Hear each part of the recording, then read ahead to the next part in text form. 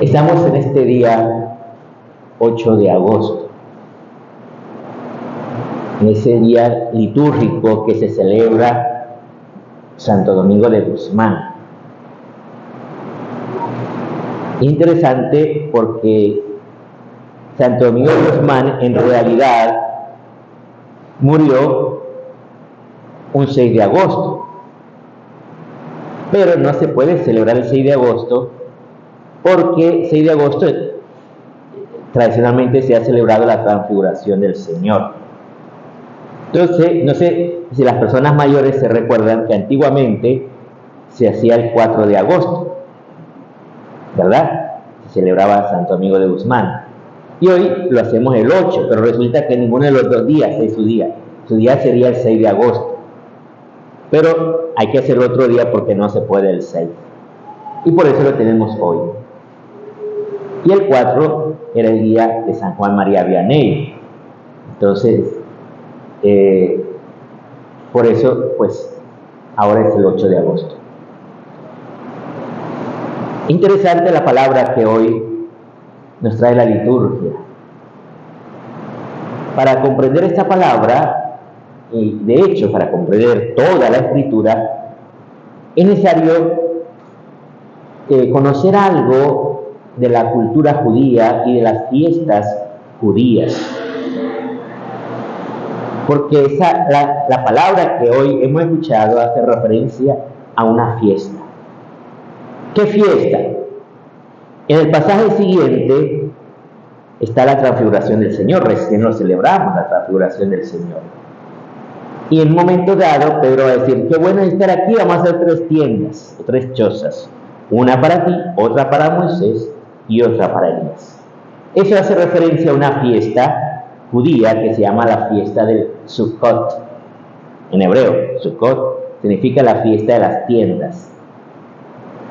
Porque una vez al año los judíos hacen una tienda que la instalan o en su jardín, en un patio, o si están en un edificio, en el balcón, ¿verdad?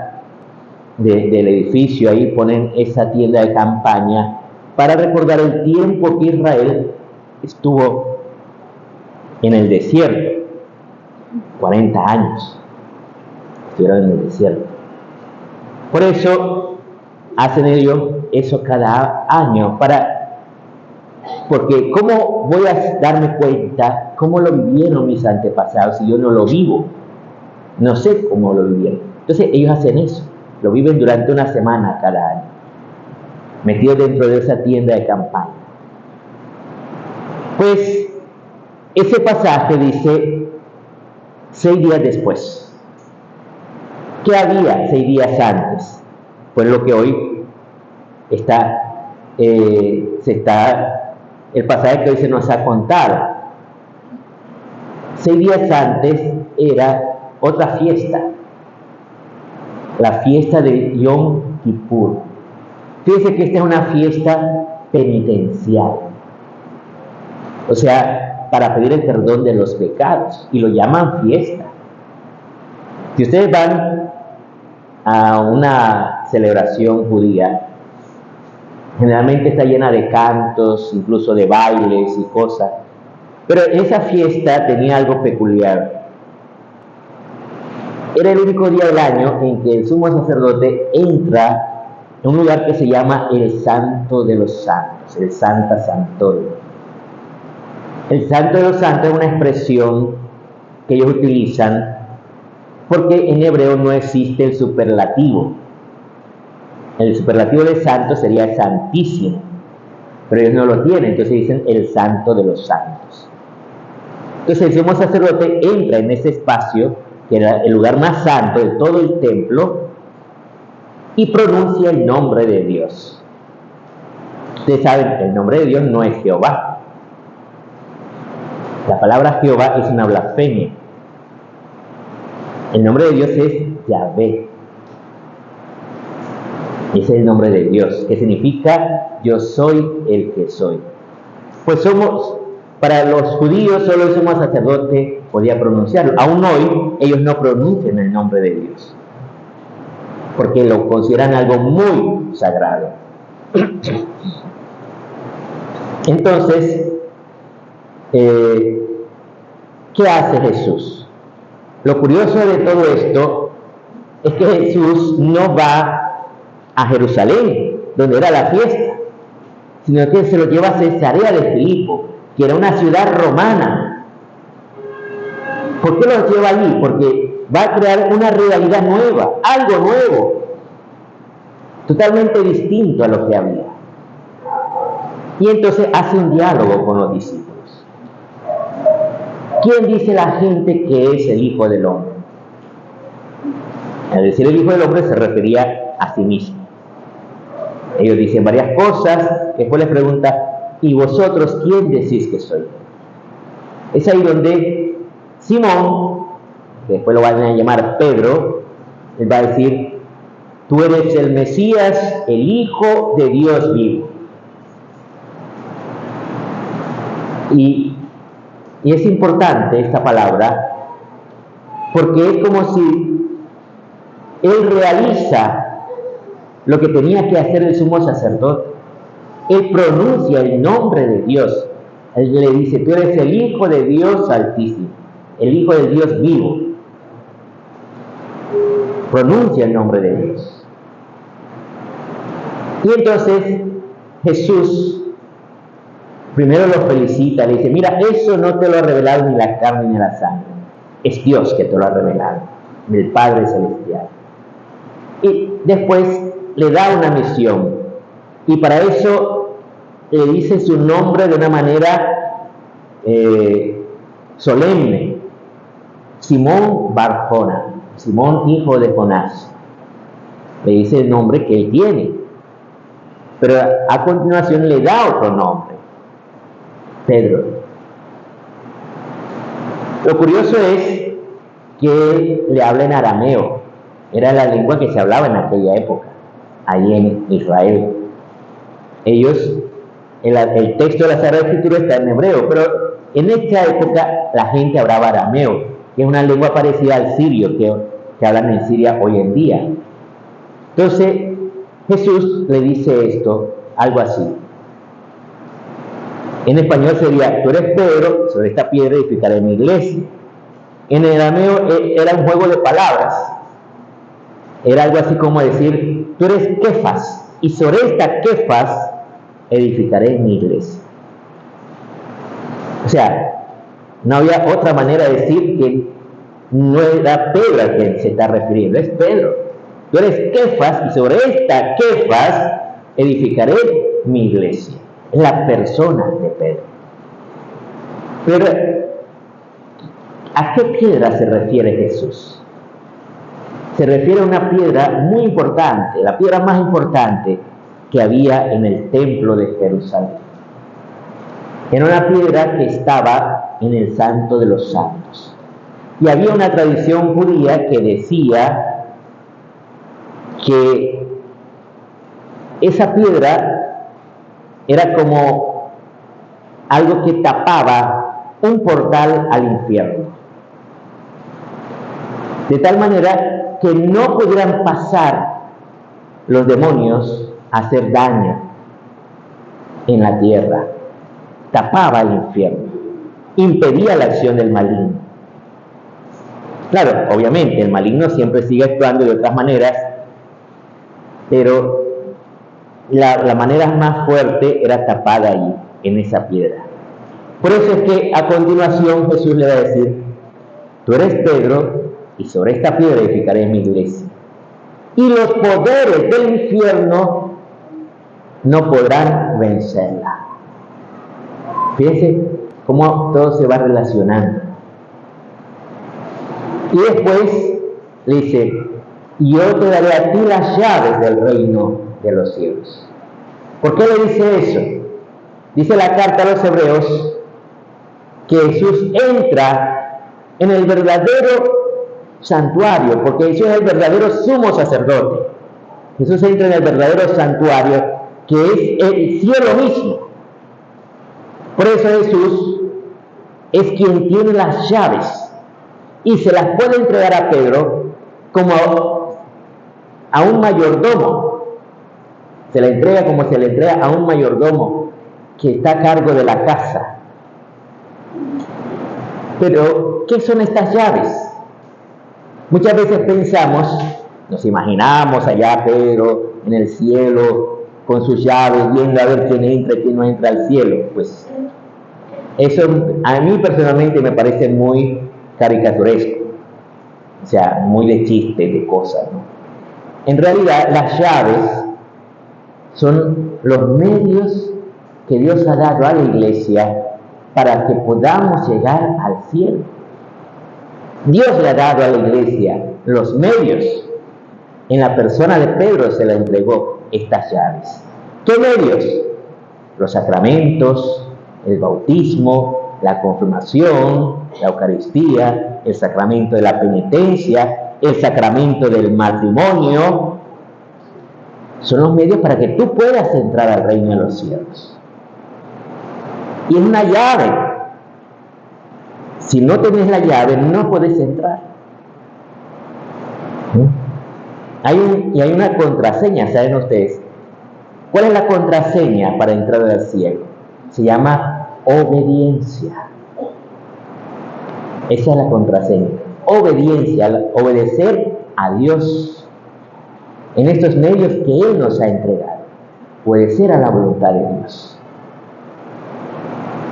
Y hoy también estamos celebrando esta memoria de Santo Domingo de Guzmán. Fíjense que no es fiesta. En Managua no es fiesta. Es fiesta popular, de la religiosidad popular. Pero en las iglesias no es fiesta, es memoria. ¿Por qué? Porque el verdadero patrono de Managua es San Miguel Arcángel. Es el patrono de Managua, San Miguel Arcángel, que es nuestro vecino aquí, ¿verdad? La parroquia San Miguel. Él es el patrono de Managua. Santiago Apóstol era el patrono de la antigua catedral, y no era el patrono de Managua, era el patrono de la antigua catedral. Entonces, pero lo que quiero ver es esta vida de Santo Domingo, que es muy interesante. Fíjense que Santo Domingo de Guzmán, él es ordenado sacerdote en una época que fue muy difícil. Todas las épocas siempre son difíciles, pero esa época era particularmente difícil porque no todos tenían una educación. O sea, muchos sí tenían la formación que le daban sus padres, tal vez de un oficio, de una actividad que podían hacer, pero propiamente una formación educativa no todo el mundo la tenía. ¿Por qué? Porque para tener una formación educativa hace falta una cosa, que era ocio. Ocio significa tiempo libre. Y eso en latín se dice schola.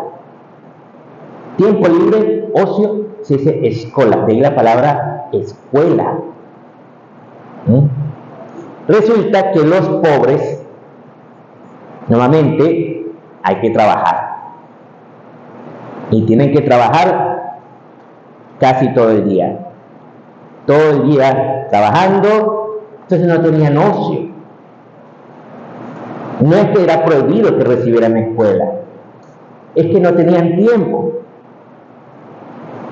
No tenían tiempo de ocio para ir a la escuela. Siempre tenían que estar trabajando. Entonces, Santo Domingo tuvo un tío que era un arcipreste, o sea, un sacerdote, y él le dio la formación y le dio acceso a la escuela, a recibir las artes liberales, que eran las artes de los hombres libres, como nuestra primaria y secundaria. Y además estudió teología, era como la universidad, la teología. Eso es en esa época, estamos hablando del siglo XII, ¿verdad? 1200, 1300. Y en esa época, él es ordenado sacerdote y el obispo le pide que lo acompañe porque tiene que ir el príncipe le ha pedido el favor al obispo de que vaya a buscar a la futura esposa para él, que estaba en Dinamarca, y ellos estaban en España, y van hasta Dinamarca a buscarla. Tienen que atravesar toda Francia, toda Europa prácticamente. Y en el viaje, ellos se encuentran con una secta, que eran los albigenses. Era una secta que estaba contraria a la fe cristiana. Y él empieza a discutir con esta gente. Se da cuenta de la ignorancia que tenía. Por eso él se da cuenta que es necesario darle una formación cristiana a los fieles, porque no la tienen. Muchos no entienden lo que es la fe cristiana. Y para eso funda una orden religiosa que serían la orden de predicadores, o sea, los dominicos. Y empieza a tener una formación, los frailes, eran frailes mendicantes, o sea, que pedían limosna para poder sobrevivir, y la gente le daba la limosna. La gente era muy generosa, ha sido muy generosa siempre con la iglesia. Y ellos se formaban, estudiaban mucho. No sé si ustedes han visto, Santo Domingo de Guzmán lleva un librito en las imágenes. Ese librito es el Evangelio según San Mateo. Hay mucha gente que se pone a especular, no, que es la Biblia, que es no sé qué, que es un libro de doctrina. No, era el libro de San Mateo, era lo que él siempre llevaba consigo. Lo leía todos los días, casi se lo sabía de memoria. Siempre lo llevaba. Pero pasa algo. Sus frailes y él estudiaron mucho para enseñar a la gente y predicaban a la gente con mucho entusiasmo. Pero la gente no se convertía. Y qué frustración para Santo Domingo. Entonces él, orando a la Virgen María le inspira de orar con el Santo Rosario. Parece ser que el Santo Rosario ya existía hacía siglos, pero se lo inspira a Santo Domingo que oren y le dan además esa forma, porque ya el Santo Rosario eran 150 Ave Marías, pero le dan la forma de rezar pasajes de Cristo y de la Virgen María, de la vida de Cristo y de la Virgen María, y así la gente conociera no solo rezara, sino que conociera el Evangelio. Por eso él empieza a difundir el Santo Rosario y la gente ahí sí empezaron a convertirse con la oración del Santo Rosario. Fíjense qué importante que recemos el Santo Rosario. Y algo interesante es que Santo Domingo y San Francisco de Asís fueron contemporáneos de aquella época. Entonces, ellos se conocieron y Santo Domingo le entregó a San Francisco el rosario también. Por eso tanto Santo Domingo como San Francisco, ambos difundieron el Santo Rosario en sus órdenes religiosas. Por eso se fue difundiendo tan rápidamente el rosario y mucha gente empezó a rezar. Es importante que nosotros también tengamos esa oportunidad de rezar con el Santo Rosario, que sea nuestra gracia, ¿verdad? Que oremos nosotros también. Cierto, los fieles hoy en día tenemos la oportunidad de rezar. En aquella época no todos podían rezar con los salmos, solo los monjes. Entonces la gente rezaba el rosario porque no tenían que leer nada, solo aprenderse a rezar las Ave Marías. Entonces, pero hoy todos sabemos leer y escribir, podemos rezar con los salmos y también podemos rezar con el Santo Rosario. Ojalá aprovechemos estas gracias que Dios nos da, que son parte de esas llaves que Dios, o sea, Jesús le entregó a Pedro, para que podamos entrar al reino de los cielos. Porque es lo que Dios nos quiere dar. Lo que Dios nos quiere dar a nosotros es el cielo, la vida eterna, que es la unión con Dios.